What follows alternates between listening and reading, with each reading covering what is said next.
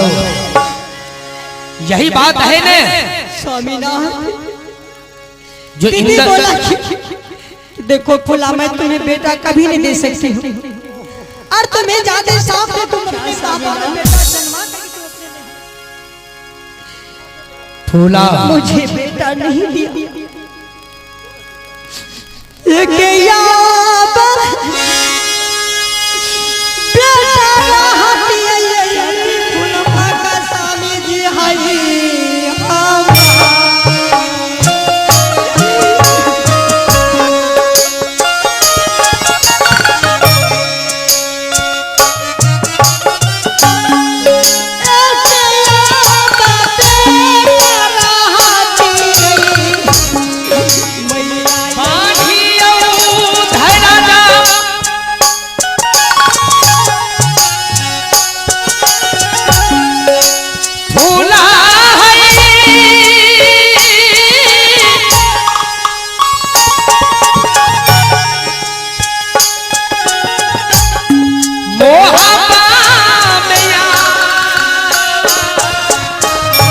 कोई बात नहीं।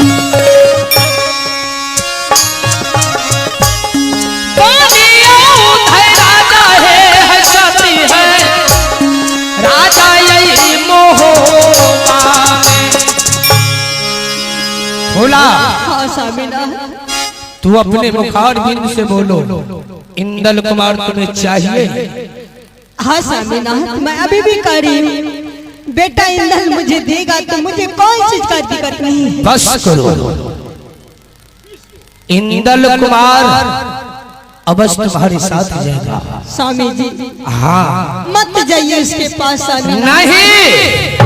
नहीं देगा बेटा कभी नहीं। रुदल सिंह सर कटाने के लिए जानता है लेकिन झुकाने के लिए नहीं। लेकिन मैंने दीदी से वादा की हूँ स्वामीनाथ, मैं भी कहा दीदी अगर इस राज महात्मा में मैं बेटा नहीं जन्माऊं तो मेरा नाम सच्ची फूला नहीं। फूला अगर जो चीज प्यार से नहीं मिलता तो रुदल सिंह उसे कब्जा कर लेता है। ठीक है स्वामीनाथ, मुझे बेटा इंदल ला करके दीजिए, मैं तभी मैं वादा करता हूँ। वादा मत कीजिए स्वामी जी कि इंदल कुमार मिलेगा। ठीक है ठीक है ठीक है, मुझे इंदल कुमार। और आज मैं तुम्हारे साथ जाऊंगा राजमोहबा, और भाभी से मिलने के बाद मैं तुम्हें इंदल कुमार ला करके दूंगा और तुम अपने नैहर को चले जाना। सही बात है? ठीक है स्वामीनाथ, जैसे आप कहिएगा मैं वैसे ही करने के लिए तैयार हूँ। लेकिन फूला इस छोटी सी बात में फिर रोना धोना अच्छा नहीं लगता। स्वामीनाथ छोटी कहानी नहीं, आप हंस के दिखाई दियो मोरनी नथिया बालिया।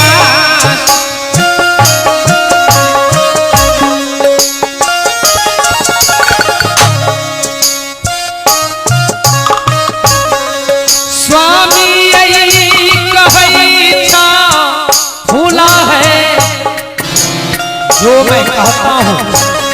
अगर मेरे सामने कोई रोता है मैं कदापि बर्दाश्त नहीं करता। आज हूँ हंसियों। ठीक है स्वामीनाथ, ये हंसने की क्या बात है, हंसने का दिन है स्वामी। खुशी मनाओ। ठीक है मैं बहुत खुशी मनाऊंगी स्वामी जी। हाँ जाओ तुम। सबसे पहले जब तुम अपने महल को जाओगी जो भी तुम्हें पूरी पकवान बनाना होगा तुम बना लेना।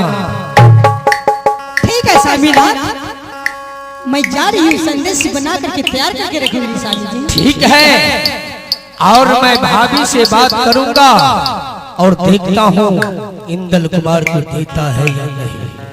ठीक है स्वामी जी। दर्द दिल के बढ़ा के गए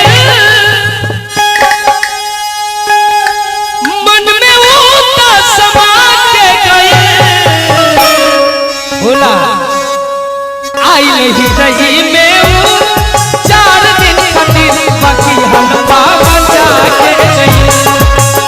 आई नहीं सही में वो 4 दिन खातिर बाकी हलवा बचा के गई। दर्द दिल के बढ़ा के गई,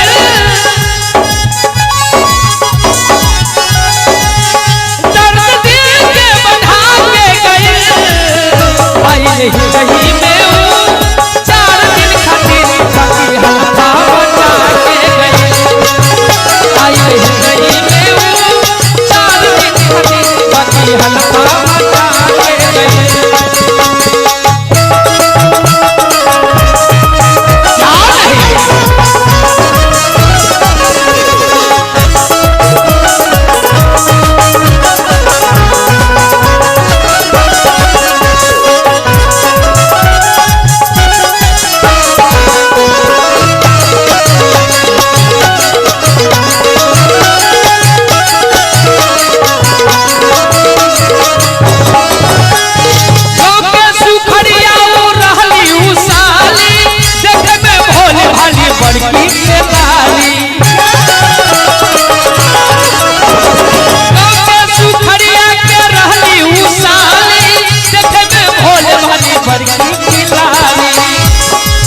सबके दिल में बसा के गए, मन में वो समा के गए। भोला रहली हितई में वो 4 दिन खातिर सबके चूना लगा के गई।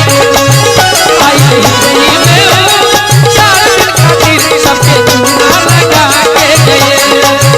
आई हितई में वो 4 दिन खातिर बाकी हलवा बचा के गए। आई हितई में वो 4 दिन खातिर बाकी हलवा बचा के गए।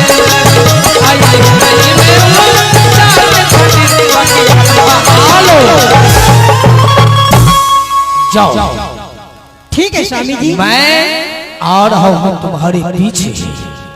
ठीक है, मैं जा रही हूँ। बेटा इंदल को लेकर के जल्दी ही आइएगा स्वामीनाथ। ठीक है जाओ। मत कीजिएगा। बिल्कुल नहीं।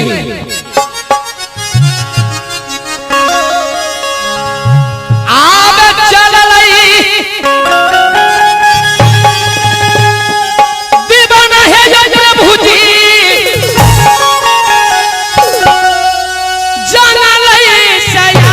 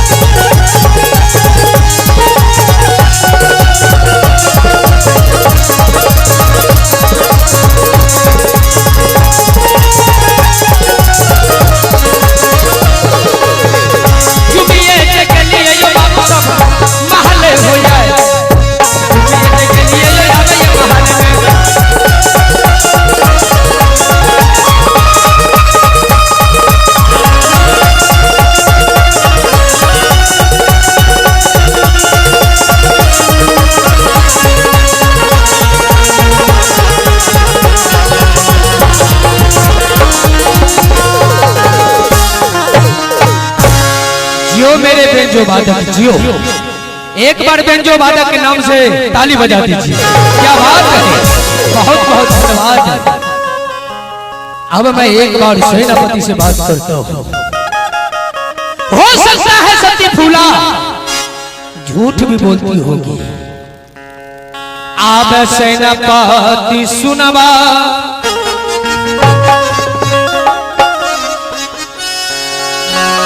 बाबू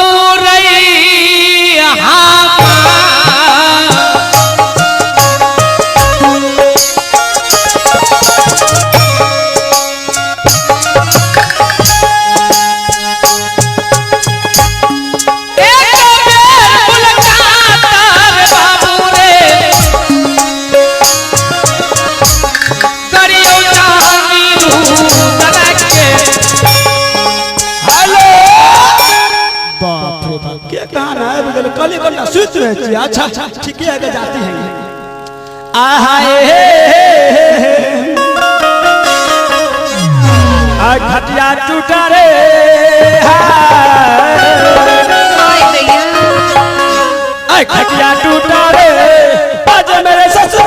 है